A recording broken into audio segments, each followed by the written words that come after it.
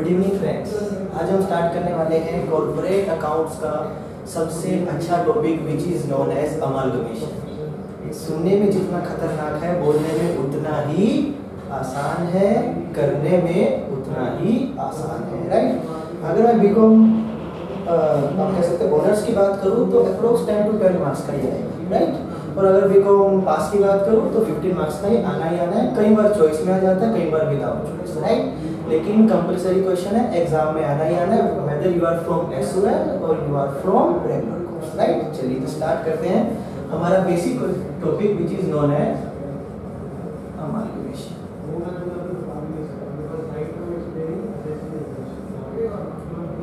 Right, अब आप लोग ये देखिए कि सर ये अमालगमेशन का मीनिंग होता क्या है। पहले हम सिर्फ मीनिंग की बात करेंगे, फिर आएंगे सर चैप्टर में क्या है, क्या आता है, एग्जाम किस पर्पस का रहता है, हमारा बात का मैटर रहेगा, राइट।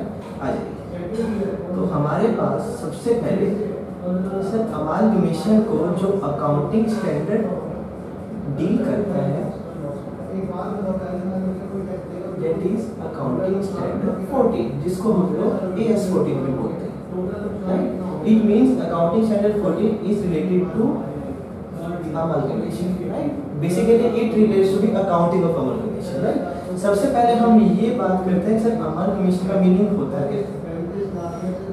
सर सुनने में तो बड़ा खतरनाक से कुछ नहीं है, वेरी इजी। आप लोग 4 या 5 लेक्चर्स के बाद कहेंगे 15 मार्क्स आ गए सर, मजा आ गया। देख लीजिए अब amalgamation का मीनिंग होता है, बड़े ध्यान से सुनिएगा। आप लोगों ने बिजनेस की फॉर्म्स के बारे में सुना होगा, राइट। तो बिजनेस की फॉर्म्स होती हैं सर 3। सर ये तो बच्चों वाली चीज है, क्यों बता रहे हो? क्योंकि बताना जरूरी है, राइट। उसके बाद हमारे पास आते हैं third point that is known as company, right. एक चीज ये बताइए, प्रोप्राइटरशिप का मीनिंग क्या होता है? सारे बच्चे कह रहे हैं सर क्या पूछ लिया। प्रोप्राइटरशिप का मीनिंग होता है एक, मान के चलिए मैंने इसका नाम रख दिया मिस्टर पप्पू। राहुल गांधी नहीं है ये मेरे वाला, राइट, जो जॉब करता है चावड़ी बाजार में, राइट। मिस्टर पप्पू जो है वो एक ही ओनर है, यानी बिजनेस अकेले संभालते हैं। अब बिजनेस अकेले संभालते हैं तो इन्हें हम क्या बोल देते हैं? सोल ट्रेडर, या हम बोल देते हैं सोल प्रोप्राइटरशिप। सर कोई प्रॉब्लम नहीं सर, बोलता सर। आगे बढ़ते हैं सर, पार्टनरशिप का मीनिंग क्या होता है? जब मिस्टर पप्पू के साथ एक पर्सन और मिल गया, मान लीजिए मिस्टर डब्बू, राइट।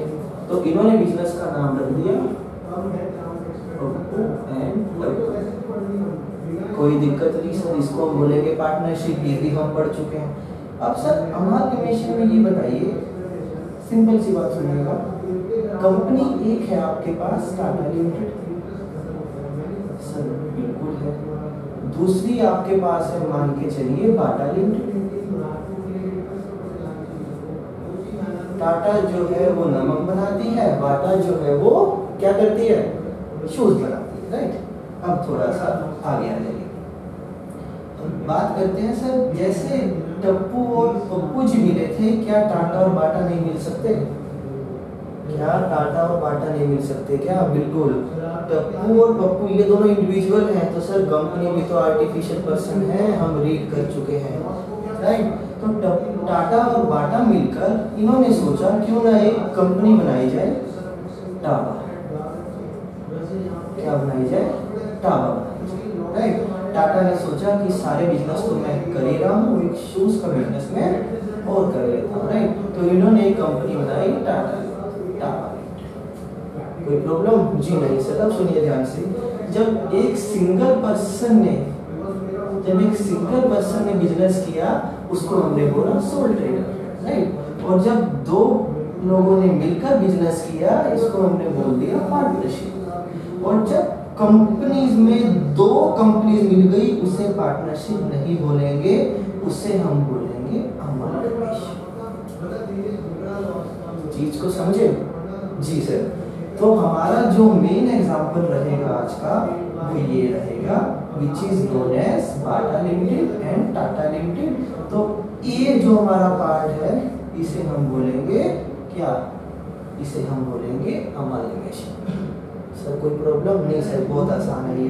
तो सिंपल सा मीनिंग, जब दो कंपनीज मिलकर बिजनेस करती है उसे हम बोलेंगे अमालगमेशन। इसका मतलब दो कंपनीज का मिलना, इसका मतलब दो कंपनीज का जुड़ जाना।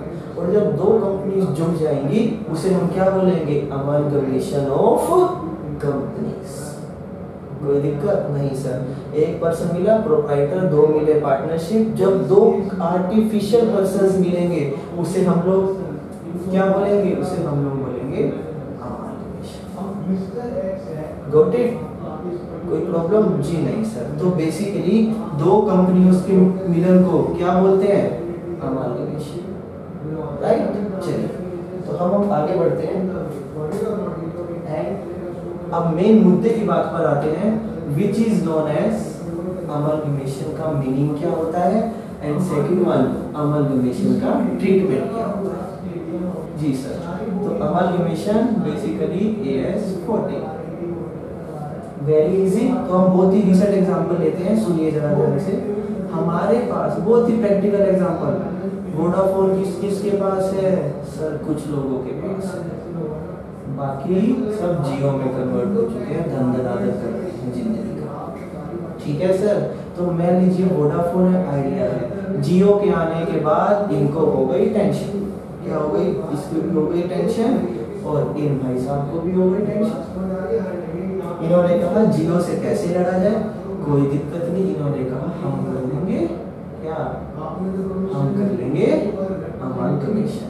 इन दोनों ने मिलकर एक नई कंपनी बनाई, उससे हमने नाम दिया वोडाफोन आइडिया लिमिटेड। दोनों खुश, ये भाई साहब भी खुश और आइडिया खुश। कोई दिक्कत? जी नहीं सर। तो वोडाफोन आइडिया लिमिटेड एक नई कंपनी मिली, इस कंपनी को हमने बोला, जिन इन दोनों का जो मिलन हुआ उन्हें हमने बोला अमालगमेशन। बिल्कुल प्रैक्टिकल एग्जांपल है। अगर आप चाहें तो नेट पर या किसी भी सेशन पर आप इसकी जो है केस स्टडी जाकर रीड कर सकते हैं, राइट। तो ज्यादा ध्यान से सुनिएगा। वोडाफोन लिमिटेड और आइडिया लिमिटेड, वो नई कंपनी क्या बन गई, Vodafone idea limited. That is also a part of amalgamation. Vodafone और आइडिया मिलकर क्या बना, वोडाफोन आइडिया मिलकर बना वोडाफोन आइडिया लिमिटेड। बड़ा ही आसान टॉपिक। अब जरा ध्यान से सुनिएगा, थोड़ा सा बिल्कुल सतर्क होकर, सावधान रहें, सतर्क रहें। देखिए वोडाफोन और आइडिया, इनको AS14 ने कुछ नए नाम दिए हैं। जैसे आपके घर का नाम अलग होता है ना, इसी तरीके से इसका भी घर का नाम अलग है और बाहर का नाम अलग है। सुनिएगा, एक मैंने नया नाम लिखा है यहाँ पर, ट्रांसफरर। ठीक है, इसको भी हम क्या बोलेंगे, ट्रांसफरर। सर ऐसा नाम क्यों दिया गया, क्योंकि ये कंपनी अब बंद होने जा रही है। इसका मतलब ध्यान से देखिए, ट्रांसफरर फुर। ठीक है सर, ट्रांसफरर लगा लीजिए, फुर लगा लीजिए। जो कंपनी फुर हो रही है उसे हम क्या बोलेंगे, ट्रांसफरर कंपनी। तो यहाँ पर वोडाफोन भी फुर हो रही है, आइडिया भी जा रही है, उसे भी हम क्या नाम देंगे, ट्रांसफरर। और जो कंपनी अब फ्रीली बिजनेस करेगी उसे हम लोग क्या बोलेंगे, उसे हम लोग बोलेंगे ट्रांसफरी कंपनी। क्या बोलेंगे, ट्रांसफरी कंपनी। तो हमारे पास दो नाम हो गए, number 1 is transferor company and number 2 is transferee company. तो ट्रांसफरर कंपनी कौन सी, जो फुर हो रही है, और ट्रांसफरी कंपनी कौन सी, जो नई कंपनी बन रही है। तो जो नई कंपनी बन रही है उसे हम लोग बोलेंगे ट्रांसफरी लिमिटेड, और जो ओल्ड कंपनी एग्जिस्टेंस में थी उसे हम लोग बोलेंगे ट्रांसफरर कंपनी। वो वाली कंपनी जो अब फुल होने जा रही है। ठीक है, इसका मतलब अब ये एग्जिस्टेंस में नहीं रहेगी, ये एग्जिस्टेंस में नहीं रहेगी, ये नई कंपनी एग्जिस्टेंस में आ जाएगी, जिसे हम लोग बोलेंगे वोडाफोन आइडिया लिमिटेड।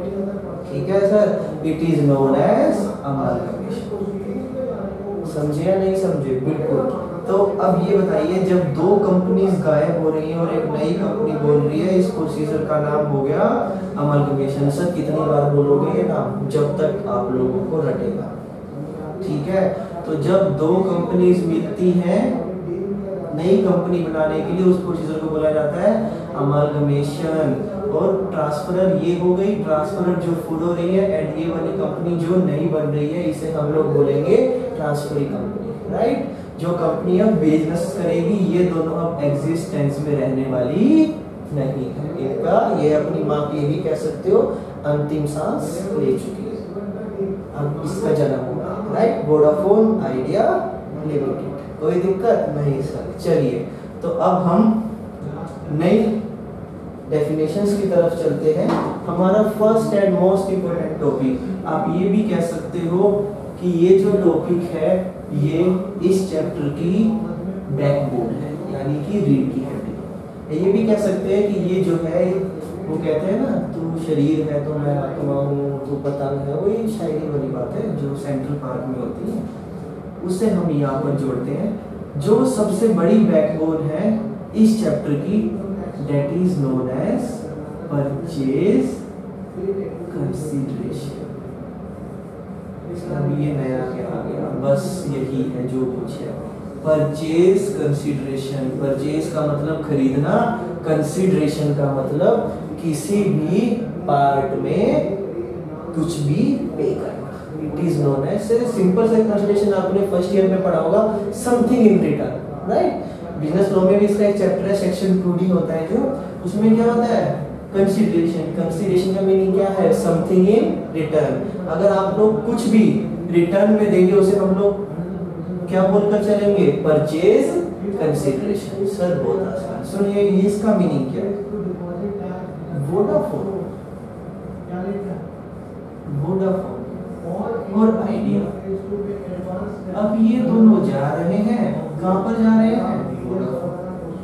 आइडिया, ठीक है। अब सर दिक्कत ये है कि हम लोग जो हैं यहाँ के शेयर होल्डर्स होंगे, यहाँ के शेयर होल्डर्स होंगे, जो किसके शेयर होल्डर्स बनने वाले हैं?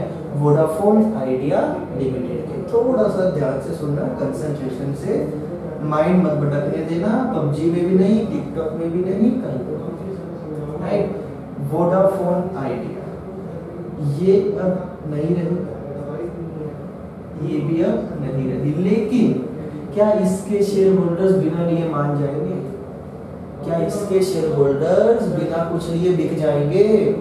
सर बिना पैसे के तो दान भी नहीं होता, तो डील कैसे होगी? मानते हो ना? आजकल दुनिया किस पर चल रही है? पैसे पर। और बिजनेस में तो सबसे ज्यादा पैसा ही होता है। ये कहते हैं हम मर मिटने को तैयार है लेकिन फ्री में नहीं, हम मर मिटने को तैयार है लेकिन फ्री में नहीं। अगर आप यहाँ पर हमें बंद कर रहे हो तो इसमें हमें कुछ ना कुछ दो। तो ये क्या देगा इसे? परचेज कंसिडरेशन, इन भाई साहब को भी और इन भाई साहब को भी, ठीक है। तो परचेज कंसिडरेशन का मतलब क्या है? जब कोई भी नई कंपनी पुराने को खरीदने के लिए कुछ भी पे करती है, it is known as purchase consideration. बहुत अच्छी टर्म है, आप ये भी कह सकते हो एग्जाम में आना ही और इसके बिना आपका क्वेश्चन अधूरा है, हो ही नहीं सकता एट एनी कॉस्ट। तो सबसे पहला स्टेप हमारा जो इस चैप्टर में रहेगा, step number 1, calculate purchase consideration. Short form में मैं इसे बोला था ना पीसी, प्रियंका चोपड़ा नहीं है ये, नाम मत लेना, निकलेगा आ जाएगा। ये है परचेज कंसिडरेशन। क्या है? परचेज कंसिडरेशन, जिसमें क्या रहेगा? परचेज कंसिडरेशन में नई कंपनी पुराने वालों को कुछ ना कुछ पे करेगी, that is known as purchase consideration. कोई दिक्कत? जी नहीं सर। तो परचेज कंसिडरेशन में होता क्या है? Purchase consideration is an amount which is paid by transferring company to transferor company। आप लोगों के मन में आ रहा होगा कि सर डेफिनेशंस तो लिखवा दो अमलगमेशन की, परचेज कंसिडरेशन की, उन सबको आपका नोट्स, उन सबका नोट्स आपको मिल जाएगा। उसमें कोई दिक्कत नहीं है, क्योंकि डेफिनेशंस बहुत कम आती हैं। मेन प्रैक्टिकल पार्ट आता है, उसे फोकस करो। जितनी भी डेफिनेशंस हैं उन सबके थ्योरेटिकल नोट्स आपको मिल जाएंगे आपके हाथ में। ठीक है सर, बिल्कुल। तो वोडाफोन लिमिटेड, आइडिया लिमिटेड, इन दोनों से मिलकर हम लोग क्या बनाएंगे? Vodafone idea limited. ठीक है, और ये जो कंपनी है ये इन दोनों को क्या देगी? ये इन दोनों को देगी क्या? Purchase consideration. प्रियंका चोपड़ा नहीं सर, परचेज कंसीडरेशन। ठीक है, तो ये दोनों मिलकर जब इसमें जाएगी तो ये उसे क्या देगा? इसके शेयर होल्डर्स को भी पीसी देगा और इसके शेयर होल्डर्स को भी पीसी देगा। कोई दिक्कत? जी नहीं सर, बहुत आसान। तो हमें एक चीज पता लग गई कि ट्रांसफरर कंपनी जो है, जो कंपनी कौन सी है? ट्रांसफरर। याद रखिएगा, जो फुल हो रही है और जो नई बन रही है वो ट्रांसफरी। तो जो ट्रांसफरी कंपनी है वो नई कंपनी को, यानी ट्रांसफरी जो है वो ट्रांसफरर को क्या देगी? Purchase consideration. क्या देगी? Purchase consideration. फिर से मुद्दे की बात पर आते हैं। जब दो कंपनीज मिल जाती हैं, it is known as amalgamation. जो जा रही है ट्रांसफरर, जो बन रही है transferee, and the last one transferee. Transferor में जो भी लेन देन की डील होगी, it is known as purchase consideration. बहुत आसान सर, मजा आ गया। क्या ये इतना आसान है? जी, 15 नंबर का क्वेश्चन। कोई दिक्कत नहीं सर। तो सबसे पहले हमारे पास क्या स्टेप रहेगा? Calculate purchase consideration. Calculate purchase consideration. पक्का? स्टार्ट करें? किसी को कोई दिक्कत कॉन्सेप्ट में? जी नहीं। चलिए, मैंने पहले ही बताया था, बोलने में देखने में जितना खतरनाक है उतना ही आसान टॉपिक है। बस हमें क्या चाहिए? सिर्फ थोड़ी सी प्रैक्टिस। ठीक है, थोड़ी सी हमें क्या चाहिए सर? हमें चाहिए थोड़ी सी प्रैक्टिस। आगे बढ़े? जी सर, चलिए। तो इन सिंपल वर्ड्स लिखिए जरा definition. In simple words amalgamation means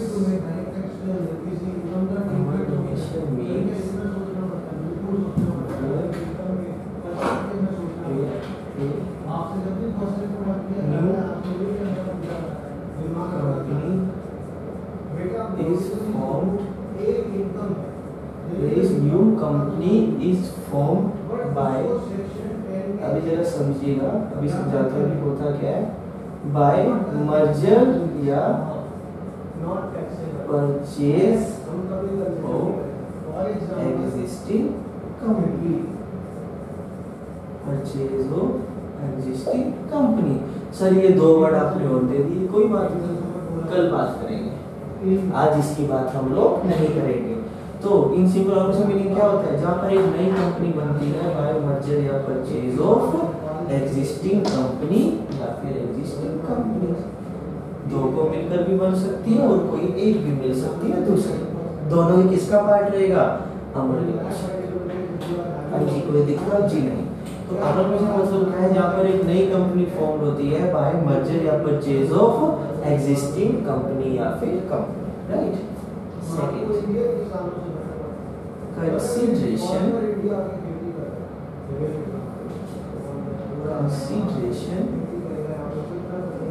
paid by अब मैं आपको यहीं पर लिखवा देता हूँ। जो नई कंपनी है उसको हम लोग बोलेंगे ट्रांसफरी कंपनी। क्या बोलेंगे? ट्रांसफरी। और जो एग्जिस्टिंग कंपनी जो अब अंतिम सांस ले रही है उसे हम लोग बोलेंगे ट्रांसफर कंपनी। कोई दिक्कत? जी नहीं sir. Consideration paid by transferring company to transferor company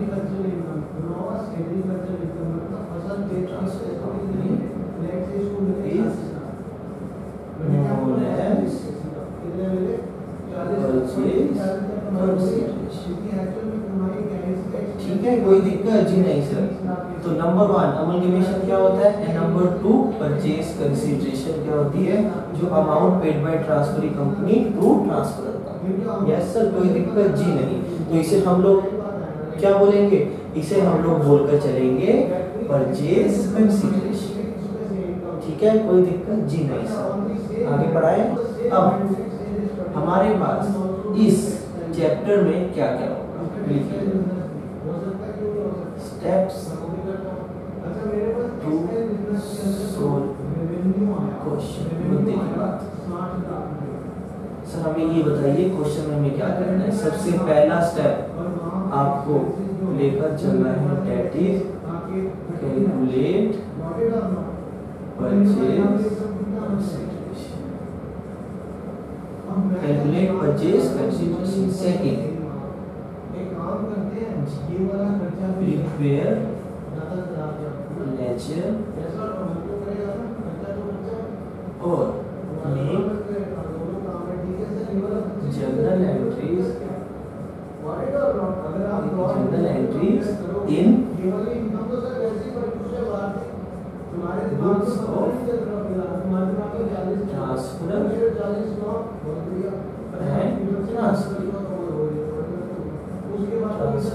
and transfer. कोई दिक्कत जी नहीं सर। उसके बाद प्रिपेयर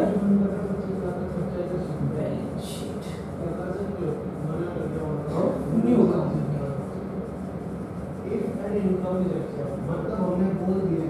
इसका मतलब सर बस यही है, ठीक है। तो इसका मतलब क्या है, इस चैप्टर में सिर्फ ये 3 बातें हैं, calculate purchase consideration, prepare ledgers and मेजरलिटीज books of transfer and transfer. उसके बाद prepare balance sheet of new company. Right, आज का लेक्चर हमारा यहीं पर समाप्त होता है।